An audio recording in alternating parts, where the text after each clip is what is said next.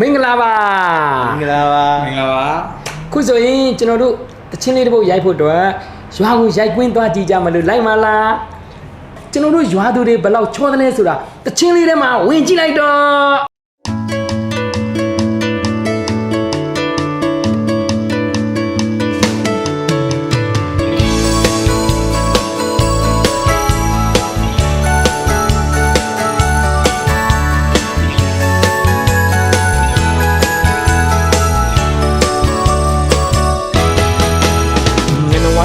ချစ်ရတဲ့သူကိုယေစုရဲ့ရှက်တိုင်းထားတဲ့လာကလေးကရဲ့လာပါပဲ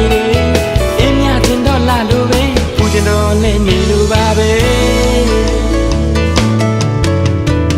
နဝိုင်းလေးနဲ့ချစ်ရတဲ့သူကိုယေစုရဲ့ရှက်တိုင်းထားတဲ့လာကလေးကရဲ့လာပါပဲအင်းမြတင်တော့လာလို့ပဲပူတင်တော့လည်းနေလို့ပါပဲချစ်တဲ့ခါကွယ်တော့မူနေ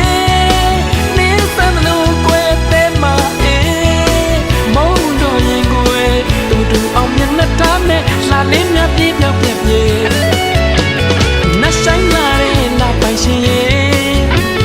လူသားတွေ့မျက်နှာမပြနဲ့အလားလေးရိုးသွားနိုင်မယ်ခုကောင်းစဲနဲ့ပြောပြောချစ်တဲ့ဆိုးကမနာလို့ဝင်တူတယ်ပချီရှုံးနဲ့ပြုံးမျိုးနဲ့သူမရှိတယ်စကားနော်တဲ့ပြောမျိုးနဲ့သူနှုတ်ချကျွေးလောက်နေလောက်နဲ့သွားနေမြင်မြင်သူငယ်လောက်တဲ့နဝိုင်းလေးနဲ့ချစ်ရတဲ့သူကိုရင်ဆိုတဲ့ရှက်တိုင်းထားတဲ့လာကလေးကရဲ့လာပါပြီအင်းမြချင်းတော့လာလို့ပဲသူချင်းတော့လည်းနေလို့ပါပဲ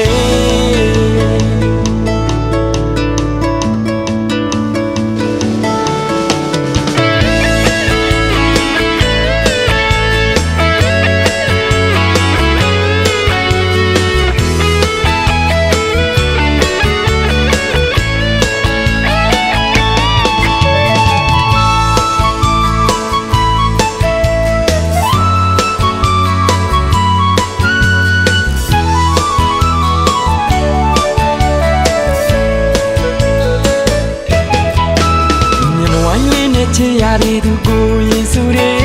ရှက်တိုင်းထားတဲ့လာကလေးကရဲ့လာပါပြီ